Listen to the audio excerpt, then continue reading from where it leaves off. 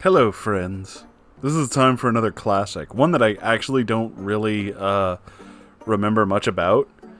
So let's just get into it. This is Dr. Milady, or How I Stopped Bearding and Learned to Love Myself. I'm already kind of nervous because I don't remember what the fuck this one's about.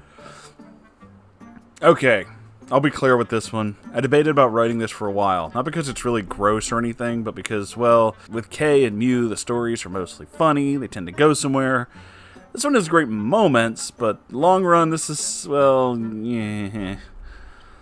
Also, full disclosure, there's a little history about your favorite lunar horse in this one as well.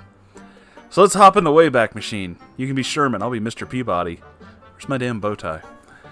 This goes back a while, as in I was in high school, teenage Moonhorse. That's cringy enough as it is, but this is where I met my very first neckbeard. Granted, I didn't know he was at the time, but in retrospect, yeah, he was, totally. Now there's a few things you need to know, lovelies, about school in the South Louisiana area. It, like life here, is really different than most places I've been or even seen. First off, all schools, save for a few in New Orleans and Baton Rouge, I think, have uniforms. All of them, public, private, don't matter. There are rules and self-expression is forbidden! More so in the school I was in. This bitch was like a prison. I mean that.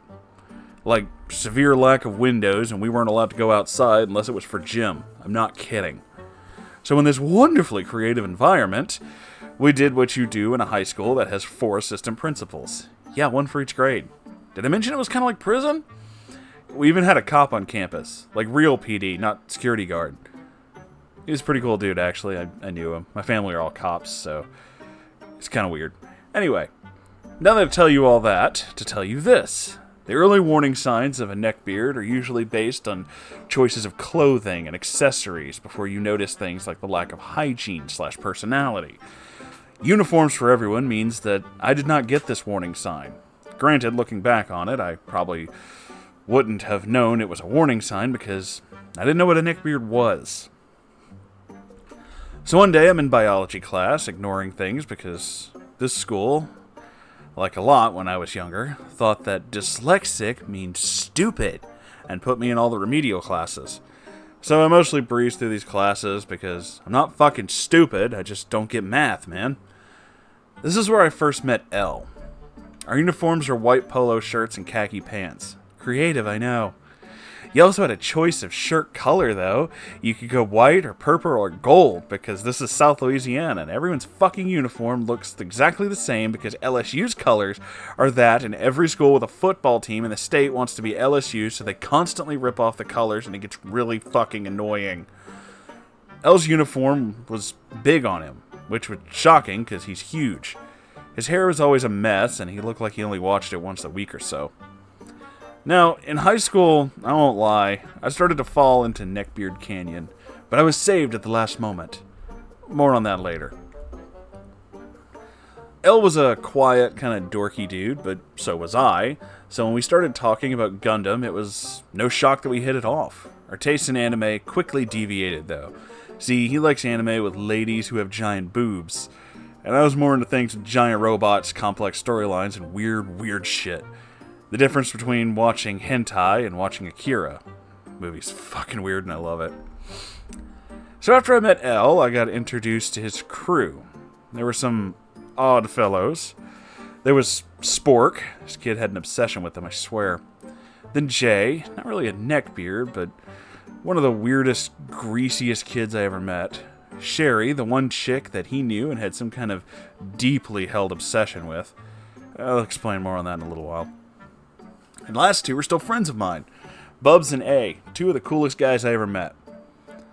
After a bit of only meeting people at school, we started going places afterwards. That's when Elle's real neckbeardery became clear. The anime shirts, the cargo pants. It's like the style never changes. And that's the early 2000s, so he'd want us to go places like the mall and stores like that. Not just because they had manga and anime and video games. No.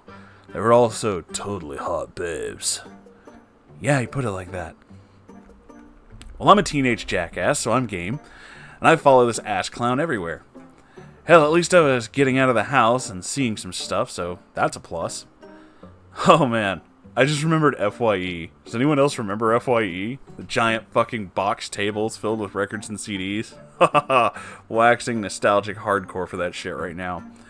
Anyway, several times we'd go there, but eventually he let it slip that he had the hots for Sherry. Myself and the rest of the group heaved a collective, no fucking shit. He thought he was being smooth, so he got upset when we all pretty much told him we knew. See, that's the thing about L. He always thought he was smooth and super smart, so if you called him out on his bullshit, especially his lies, he would lose his shit. He'd get all swole up like a bullfrog, as my grandmother used to say. My grandparents are full of crazy, weird, awesome sayings like that. Maybe it's a Mississippi thing. I don't know. Anyway, he'd get all pissed off and not talk, but he'd glare at you like you just set fire to his stash of porn mangas. Is the plural mangas or manga? I don't know. Anyway, something else about L. He was the world's biggest cockblock. Legit. He could not stand it if someone was getting attention and it was not him. He'd go out of his way to make sure that no matter your gender, if you were getting flirted with or doing the flirting, oh, he would fuck that up. And then bitch about it later, like you should have known better. So I mentioned earlier that I almost fell into Neckbeard Canyon. I won't lie, this is actually kind of embarrassing.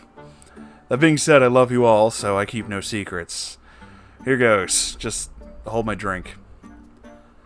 I didn't really have a lot of friends when I was a teenager, so when Elle wanted to hang out with me all the time, I was totally down with that. Because of that, I was heavily influenced by his neckbeardery and kind of took on some of his traits.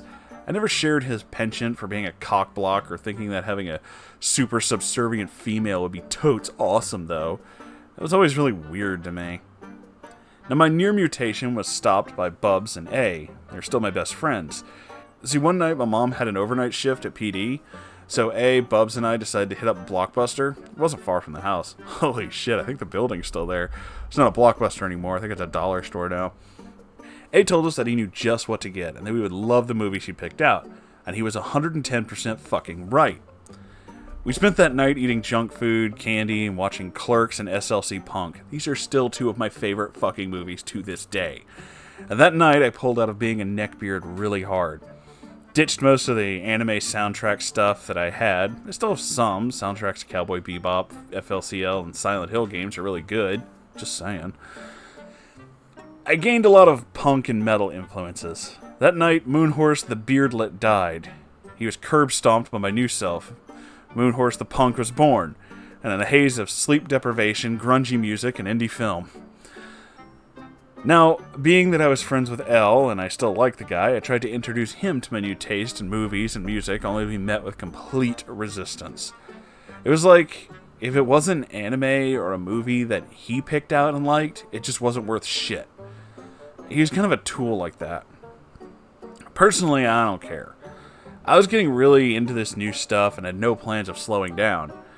That was around the time that I started growing out my hair, dyeing it weird colors, dressing with more of an actual style in mind rather than just whatever someone else had thrown away. Honestly, it's a good change. I became a lot more self-dependent and assertive. Elle, of course, despised this. See, Elle liked people to do what he wanted them to do. He didn't want friends as much as he wanted lackeys and a gang. His idea of constantly going to the mall and looking for hot chicks was starting to fall by the wayside as Bubs, A, and I started to roam around town and hang out more. We're not assholes. We'd invite Elle. Every time he'd find some excuse not to come along. He'd say he was busy, but we knew it was more likely that he just didn't want to leave his house because he couldn't watch anime or play video games all day. So I remember this one time, near where I lived, the old Walmart closed down. They built one, a bigger one or some shit, nearby. But the building was just abandoned for the long time. The three of us, that being myself, Bubs, and A, busted into it one night and just generally trashed the abandoned glass and shit. Did I mention we were kind of bad kids? There's a lot of stories like that. Oh, almost forgot about this. So one time around New Year's, Elle decided that he was going to have a big party, right? A neckbeard New Year's. Now by this time, we're all pretty much out of school and getting into the college area. So A, Bubs, and I decided to go because Elle's still kind of a friend at this point. Now what he meant by party is that some people he knew would be there, and that's about it. There's no food, no drinks or anything, so after seeing the sad state of this affair, we ditched for a bit, then returned with booze, as one does, and proceeded to add music thanks to a car stereo system. One person worth mentioning at this party was Sherry. Elle was trying to put the moves on her all night, and honestly, she was kind of into him. She's with this dude, but they broke up every other week, and she'd hint over and fucking over that she wanted Elle to go out with her, but this motherfucker just never would. No one could ever figure out why. They were totally all over each other, but for some reason, they would never fully hook up. I never figured that shit out. That's just how they were the whole night, fucking all over each other. Never did anything more than just make out, weirdly, in front of everyone. Well, I'm going to cut this right here, actually. Like I said, there's not much to tell in the story of Elle. He did some other kind of cringy bullshit things, but this ends in kind of a bad way, so it's up to you. If you want to know more, say so, and I'll tell you all that I know. Well, yeah. That actually was kind of a thing. I do remember nearly falling into the beardo ways, and that was because, those are the only friends I had. And a lot of times I think the more harmless of the neckbeards, the ones that don't really make a lot of, comments or draw attention to themselves, are kind of like that. Like, their friends were really all into this, and this is the only style they ever knew, and these are the only friends they have. So they just kind of, fall into that. So, yeah, I think that's a lot of what a lot of it is. There's definitely some bad ones, but the ones we don't hear about, the ones in stories that don't actually say anything, the ones who are mainly just non-offensive weirdos, I think it's a lot of that. And hopefully they grow out of it. Hopefully they find their own style and realize that, you don't have to be this thing just because everybody else is this thing. You can always be you. And that's true for you guys too. I kind of talked a lot in this one. Anyway, it's late. I'm going to go to bed. I love you guys, and I'll see you in the next video. Okay, bye!